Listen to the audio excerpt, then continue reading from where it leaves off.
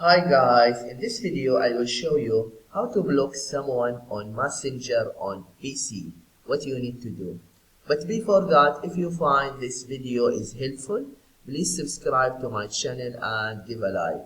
Okay, how to block someone on Messenger on PC. First, just click in the Messenger icon and then select the person that you want to block. Okay, for example, if I want to block this one,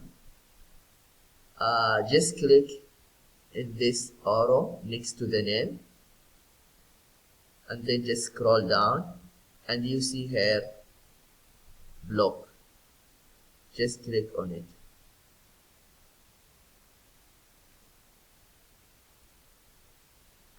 And then here block messages and call or block on Facebook.